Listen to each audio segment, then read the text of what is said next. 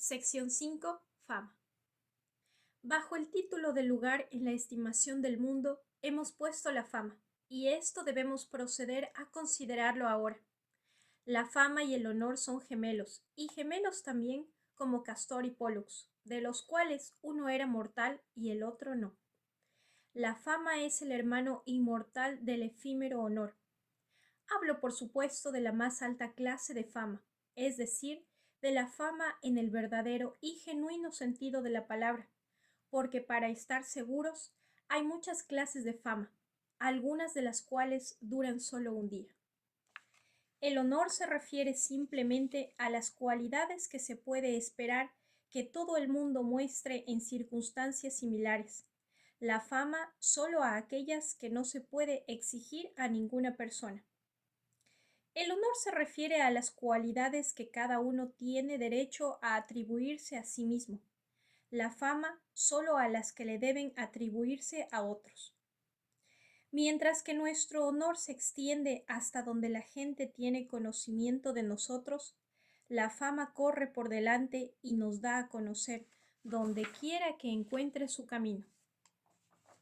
Todo el mundo puede reclamar el honor, muy pocos la fama, que solo puede alcanzarse en virtud de logros extraordinarios.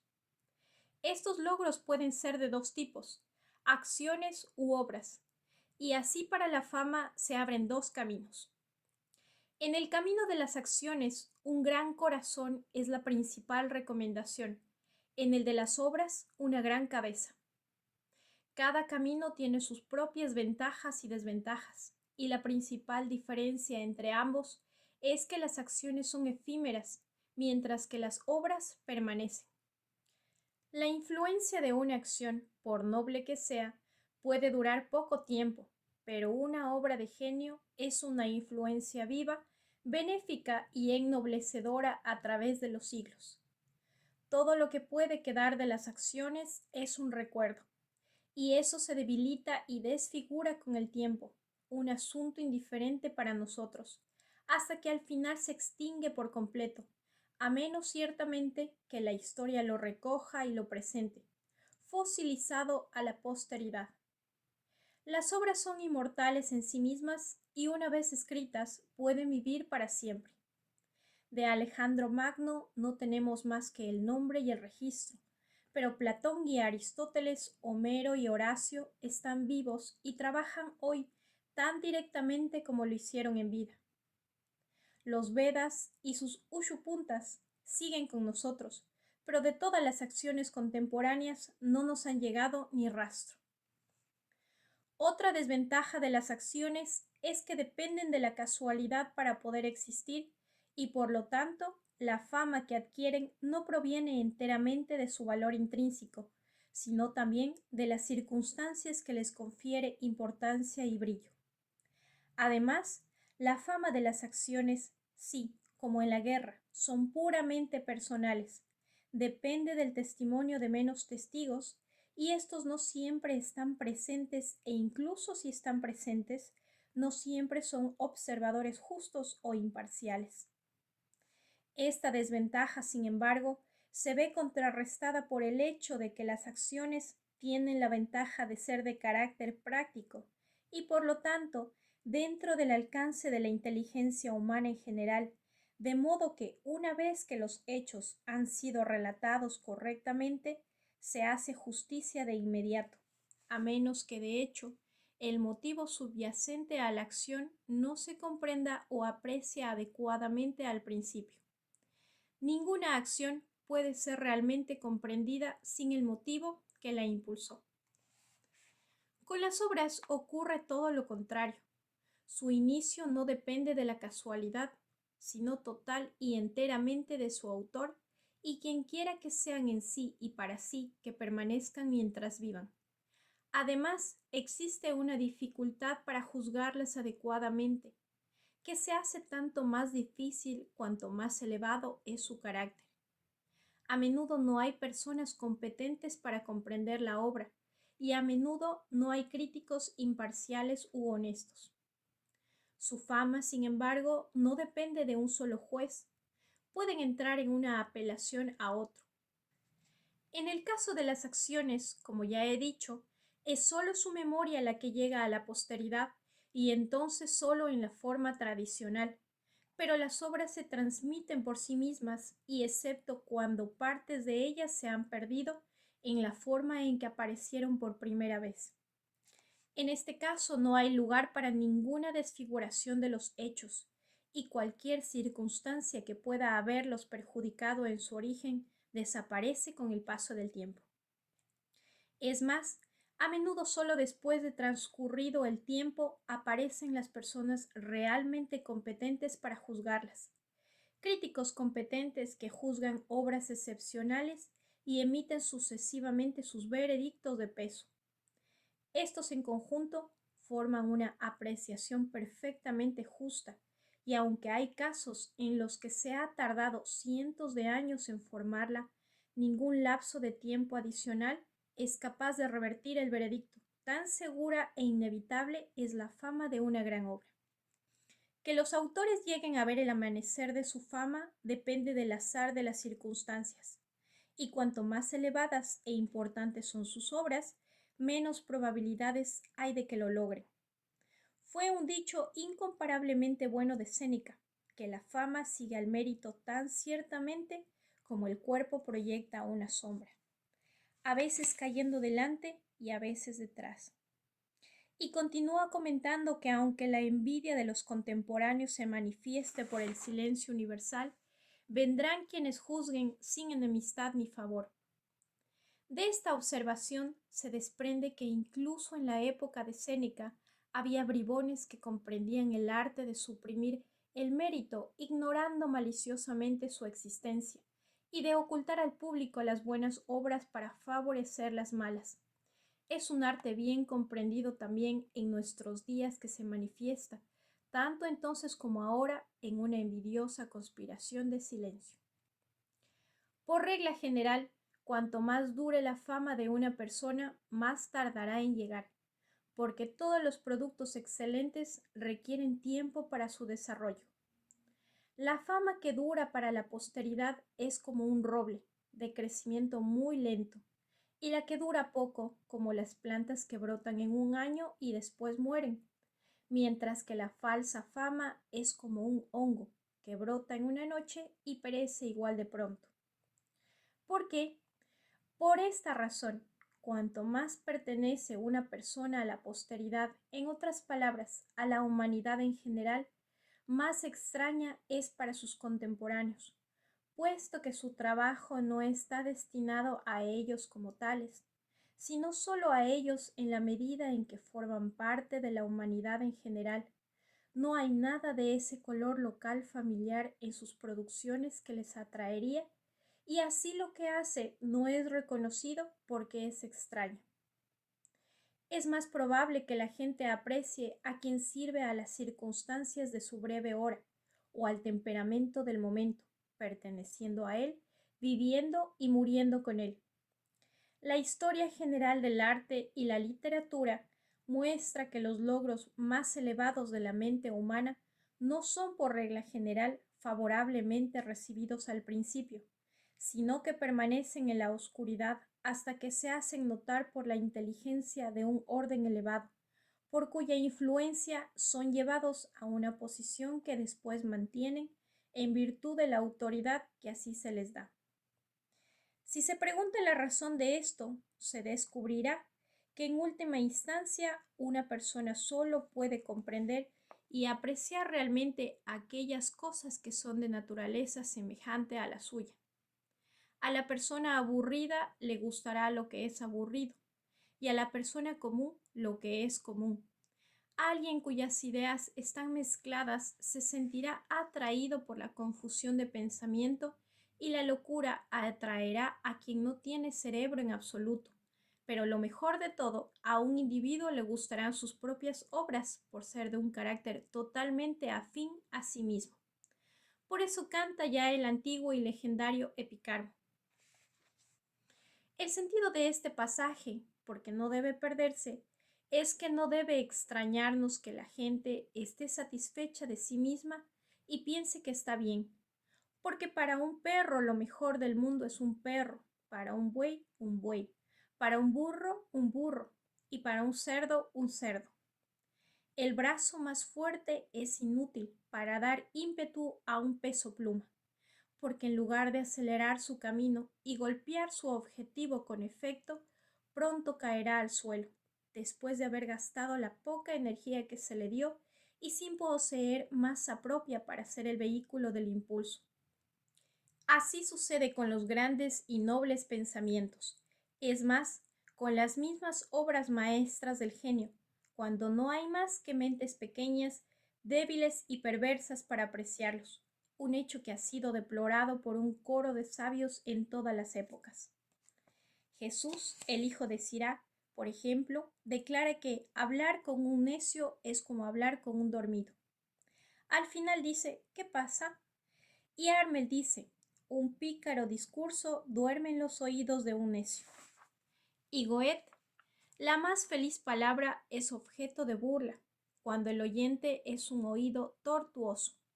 Y de nuevo, no produce ese efecto, todo sigue igual de abúlico. Estate contento, la piedra en el pantano no forma anillo alguno. Y pregunta Lichberg, cuando una cabeza y un libro chocan y suenan un hueco, ¿se debe ello siempre al libro? Y en otro lugar, tales obras son espejos. Cuando un mono se mira en ellas, no puede verse un apóstol. Incluso el bello y conmovedor lamento de Gellert merece ser traído a la memoria, que con frecuencia las mejores dotes tienen los menores admiradores, y que la mayor parte del mundo considera bueno lo malo. Ese mal lo vemos a diario. Más como defenderse de esa peste, dudo de que esa plaga pueda expulsarse de este mundo. Un solo medio hay en la tierra, pero infinitamente difícil. Los necios tendrían que volverse sabios, y mira, no se vuelven nunca. Nunca conocen el valor de las cosas. Sus ojos juzgan, no su razón. Alaban eternamente lo nimio, porque nunca conocieron lo bueno. A la incapacidad intelectual que, como dice Goethe, no reconoce ni aprecia el bien que existe, hay que añadir algo que entra en juego en todas partes, la bajeza moral de la humanidad, que aquí toma la forma de envidia. La nueva fama que gana una persona la eleva por encima de sus semejantes que se degradan así en proporción. Todo mérito conspicuo se obtiene a costa de los que no poseen ninguno, o como dice Goethe en el diván de Oriente y Occidente, cuando honramos a otros, hemos de censurarnos a nosotros mismos.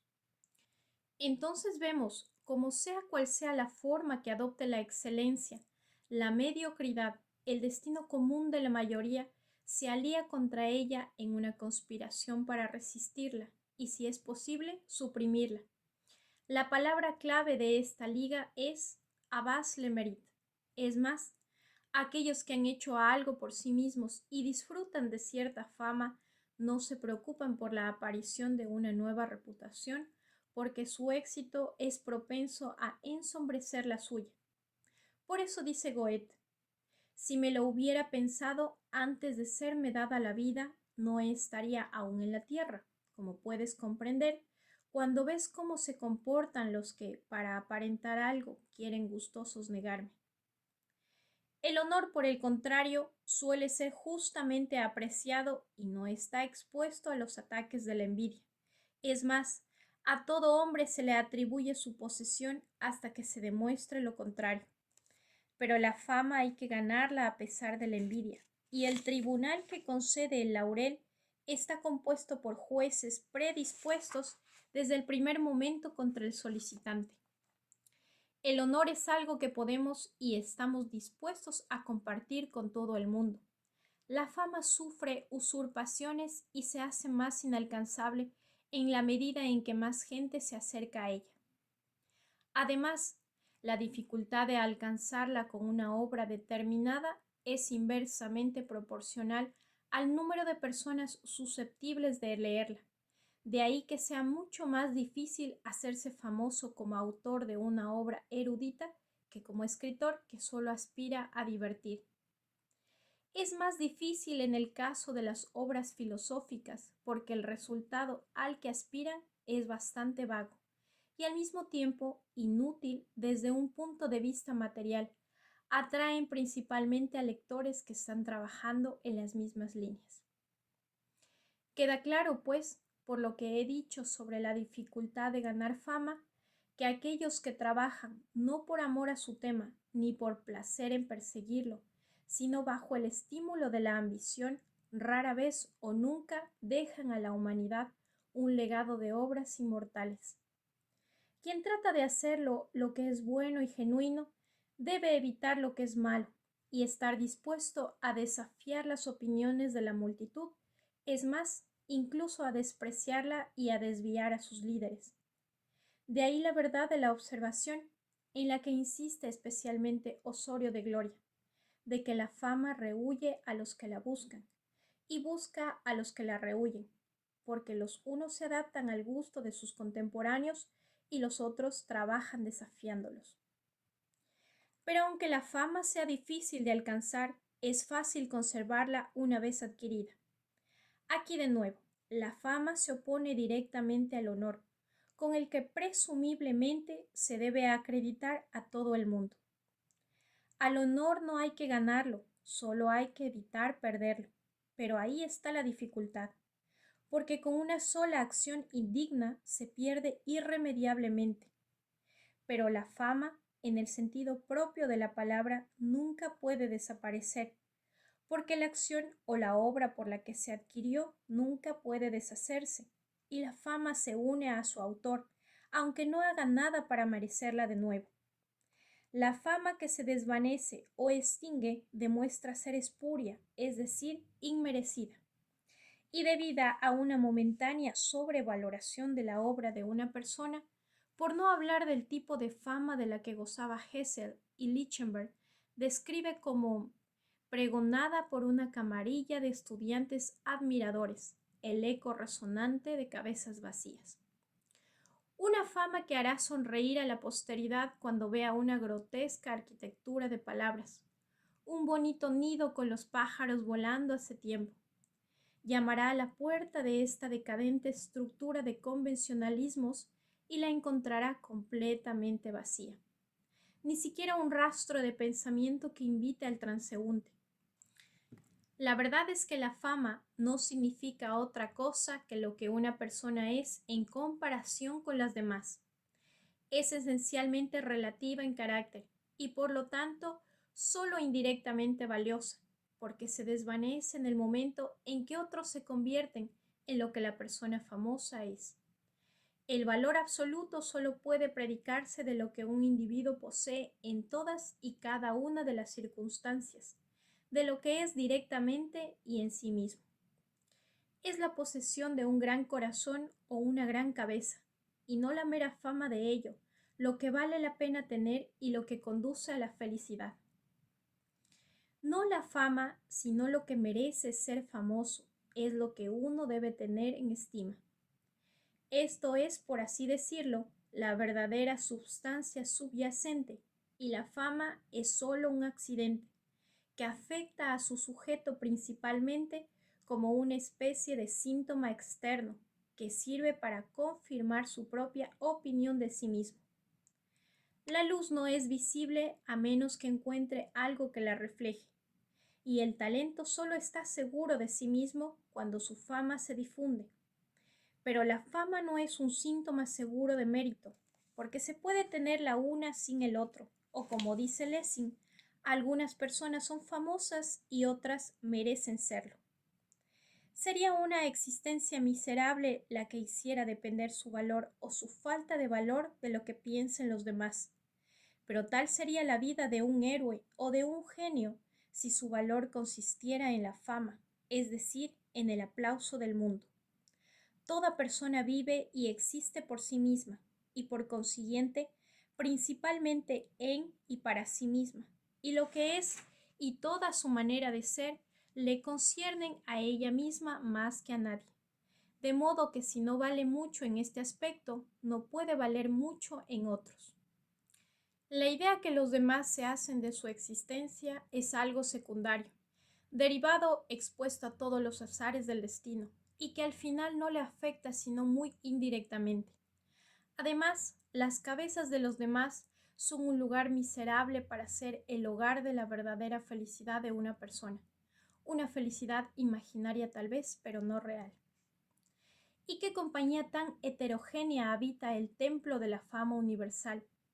Generales, ministros, charlatanes, malabaristas, bailarinas, cantantes, millonarios y judíos.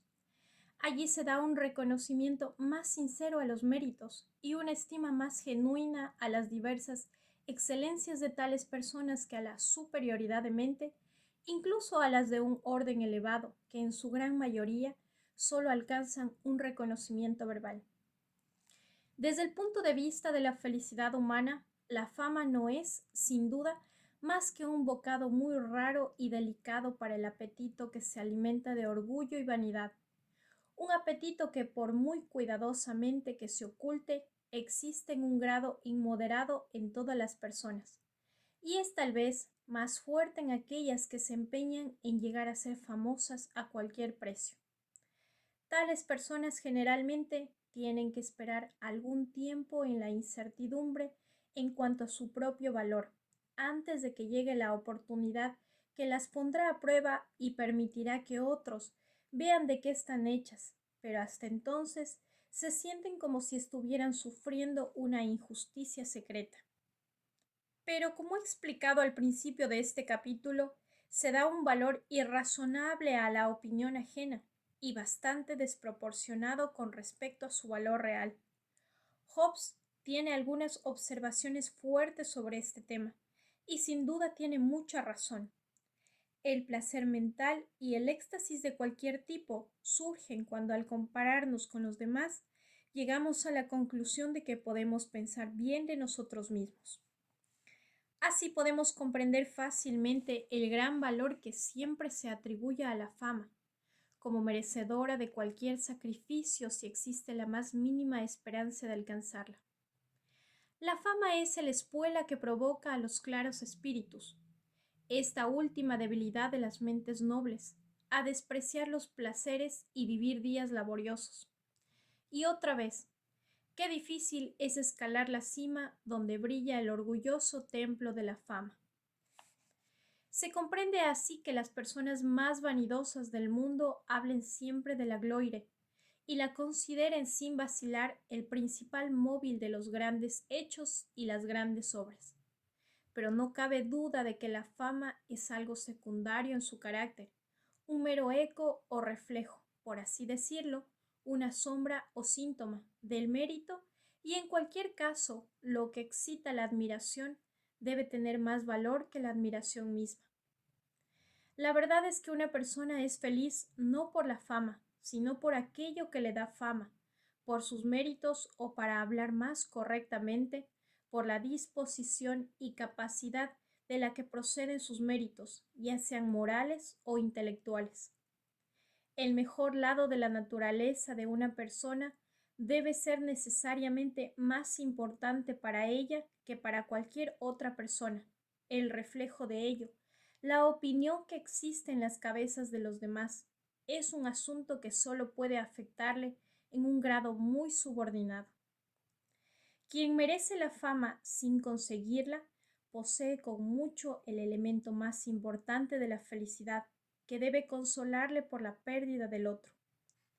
No es que una persona sea considerada grande por masas de gente incompetente y a menudo encaprichada, sino que realmente es grande, lo que debería movernos a envidiar su posición, y su felicidad reside no en el hecho de que la posteridad oirá hablar de ella, sino en que es la creadora de pensamientos dignos de ser atesorados y estudiados durante cientos de años.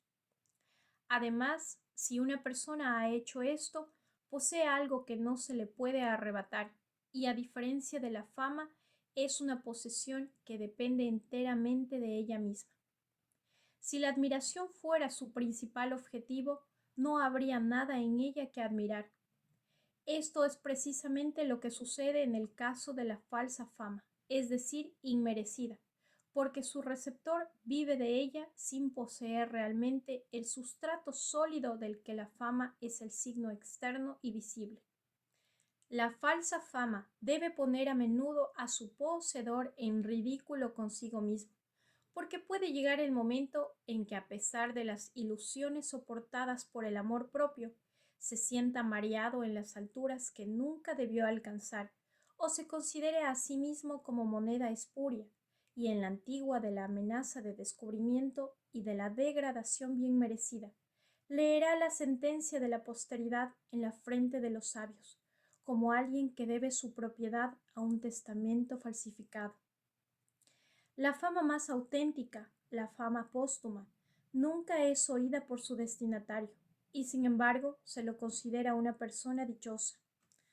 Su felicidad residía tanto en la posesión de esas grandes cualidades que le hicieron ganar fama, como en la oportunidad que se le concedió de desarrollarlas, el tiempo libre de que disponía para actuar a su antojo, para dedicarse a sus aficiones favoritas. Solo el trabajo hecho con el corazón alcanza el laurel. La grandeza de alma o la riqueza de intelecto es lo que hace feliz a una persona. Un intelecto tal que cuando se estampe en sus producciones recibirá la admiración de los siglos venideros. Pensamientos que la hacen feliz en el momento y que a su vez serán fuente de estudio y deleite para las mentes más nobles de la posteridad más remota. El valor de la fama póstuma reside en merecerla, y esta es su propia recompensa. Que las obras destinadas a la fama la alcancen en vida de sus autores es un asunto fortuito, sin mayor importancia. En efecto, la persona común carece de capacidad crítica y es absolutamente incapaz de apreciar la dificultad de una gran obra. La gente siempre se deja llevar por la autoridad, y cuando la fama está muy extendida, significa que 99 de cada 100 la aceptan solo por fe. Si una persona es famosa a lo largo y ancho de su vida, si es sabia, no le dará demasiado valor, porque no es más que el eco de unas pocas voces que el azar de un día ha tocado a su favor. Se sentiría un músico halagado por los fuertes aplausos de un público si supiera que casi todos son sordos y que para disimular su enfermedad comienzan a aplaudir enérgicamente en cuanto ven a uno o dos personas haciéndolo. ¿Y qué diría si supiera que esas dos personas han aceptado a menudo sobornos para conseguir los aplausos más ruidosos para el jugador más pobre? Es fácil comprender por qué los elogios contemporáneos rara vez se convierten en fama póstuma. D'Alembert es una finísima descripción del templo de la fama literaria. El interior del templo está habitado por muertos que durante su vida no estaban allí, y por algunos vivos, de los cuales casi todos son expulsados cuando mueren. Permítame señalar de paso que erigir un monumento a una persona en vida es tanto como declarar que no se puede confiar en la posteridad a la hora de juzgarla. Si alguien llega a ver su verdadera fama, muy rara vez puede ser antes de su vejez, aunque ha habido artistas y músicos que han sido excepcionales a esta regla, pero muy pocos filósofos. Así lo confirman los retratos de personas célebres por sus obras, pues la mayoría de ellos se toman solo después de que sus retratados han alcanzado la celebridad, representándolos generalmente viejos y grises, más aún si la filosofía ha sido la obra de su vida. Desde el punto de vista eudemonista, es una disposición muy adecuada, ya que la fama y la juventud son demasiado para un mortal al mismo tiempo. La vida es un negocio tan pobre que debe ejercerse la más estricta economía en sus cosas buenas. La juventud tiene suficiente y de sobra en sí misma, y debe contentarse con lo que tiene. Pero cuando las delicias y alegrías de la vida caen en la vejez, como las hojas de un árbol en otoño, la fama brota oportunamente, como una planta que reverdece en invierno. La fama es, por así decirlo, la fruta que debe crecer durante todo el verano antes de poder ser disfrutada en Yule. En la vejez no hay más hermoso consuelo que haber inyectado toda la fuerza de su propia juventud a obras que no envejecen con uno. Por último, Examinemos un poco más de cerca los tipos de fama que acompañan a las diversas actividades intelectuales, ya que es a este tipo de fama al que se refieren más directamente mis observaciones. Creo que puede decirse a grandes rasgos que la superioridad intelectual que denota consiste en formar teorías, es decir, nuevas combinaciones de ciertos hechos. Estos hechos pueden ser de muy diversa índole, pero cuanto mejor se conozcan y más se acerquen a la experiencia cotidiana, mayor y más amplia será la fama que se ganará teorizando sobre ellos. Por ejemplo, si los hechos en cuestión son números o líneas o ramas especiales de la ciencia, como la física, la zoología, la botánica, la anatomía, o pasajes corruptos en autores antiguos, o inscripciones indescifrables escritas, puede ser, en algún alfabeto desconocido, o puntos oscuros de la historia, el tipo de fama que se puede obtener mediante la manipulación correcta de tales hechos no se extenderá mucho más allá de los que hacen un estudio de ellos, es decir, a un pequeño número de personas, la mayoría de las cuales viven retiradas y son envidiosas de la fama en su especialidad.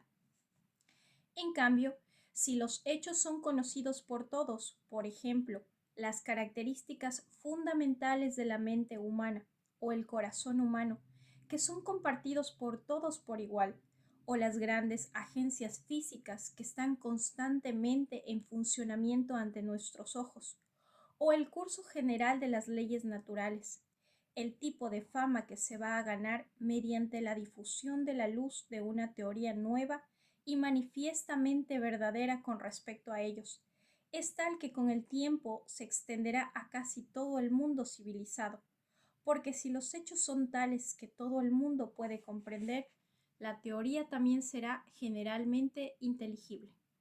Pero la extensión de la fama dependerá de las dificultades que se superen, y cuanto más generalmente se conozcan los hechos, más difícil será formar una teoría que sea a la vez nueva y verdadera, porque muchas cabezas habrán sido ocupadas con ellos, y habrá poca o ninguna posibilidad de decir algo que no se haya dicho antes. Por otra parte, los hechos que no son accesibles a todo el mundo y a los que solo se puede llegar después de muchas dificultades y trabajo, casi siempre admiten nuevas combinaciones y teorías, de modo que, si se aplican a ellos una comprensión y un juicio sanos, cualidades que no implican un poder intelectual muy elevado, una persona puede tener fácilmente la suerte de dar con alguna teoría nueva al respecto que sea también verdadera. Pero la fama ganada en tales caminos no se extiende mucho más allá de los que poseen un conocimiento de los hechos en cuestión. Para resolver problemas de este tipo se requiere sin duda un gran ideal de estudio y trabajo, aunque solo sea para llegar a los hechos, mientras que en el camino, donde la fama es mayor y más extendida, los hechos pueden ser comprendidos sin ningún tipo de trabajo. Pero en la misma proporción en que se necesita menos trabajo, se requiere más talento o genio, y entre tales cualidades y la monotonía de la investigación no hay comparación posible, ni con respecto a su valor intrínseco, ni con respecto a la estimación que se tiene de ellas. Y así, las personas que se sienten poseedoras de una sólida capacidad intelectual y de un sano juicio, y que sin embargo no pueden presumir de poseer las más elevadas facultades mentales, no deben temer al estudio laborioso, pues con su ayuda pueden situarse por encima de la gran muchedumbre de la humanidad que tiene los hechos constantemente ante sus ojos, y alcanzar aquellos lugares apartados que son accesibles al trabajo erudito. Porque esta es una esfera en la que hay infinitamente menos rivales, y alguien de capacidad moderada puede encontrar pronto la oportunidad de proclamar una teoría que será a la vez nueva y verdadera. Es más, el mérito de su descubrimiento descansará en parte en la dificultad de llegar a los hechos. Pero el aplauso de sus condiscípulos, que son las únicas personas que conocen el tema, suena muy débil para la multitud lejana. Y si seguimos este tipo de fama lo bastante lejos, llegaremos por fin a un punto en el que hechos muy difíciles de conseguir bastan por sí mismos para sentar las bases de la fama, sin necesidad de formar una teoría. Viajes, por ejemplo, a países remotos y poco conocidos, que hacen famoso a una persona por lo que ha visto, no por lo que ha pensado. La gran ventaja de este tipo de fama es que relatar lo que uno ha visto es mucho más fácil que transmitir sus pensamientos, y la gente es propensa a entender las descripciones mejor que las ideas, leyendo las unas más fácilmente que las otras, porque como dice Asmus, cuando alguien hace un viaje, tiene algo que contar. Sin embargo, conocer personalmente a viajeros célebres nos recuerda a menudo una frase de Horacio. De cielo no de ánimo, cambian los que surcan los mares. Pero si un hombre se encuentra en posesión de grandes dificultades mentales, como para aventurarse en la solución de los problemas más difíciles, aquellos que conciernen a la naturaleza en su conjunto y a la humanidad, hará bien en ampliar su horizonte todo lo posible, sin alejarse nunca demasiado en medio de las complejidades de varios caminos secundarios o invadiendo regiones poco conocidas, en otras palabras, sin ocuparse de ramas especiales del conocimiento, por no hablar de sus pequeños detalles. No tiene necesidad de buscar temas de difícil acceso para escapar a una multitud de competidores. Los objetos comunes de la vida le darán material para nuevas teorías, a la vez serias y verdaderas, y el servicio que presta será apreciado por todos aquellos, y ellos forman una gran parte de la humanidad que conocen los hechos de los que trata. Ahí se funda la poderosa diferencia entre la fama que alcanzan los poetas y filósofos y la que es asequible a físicos, químicos, anatomistas, mineralogistas, zoólogos, filólogos, historiadores, etc.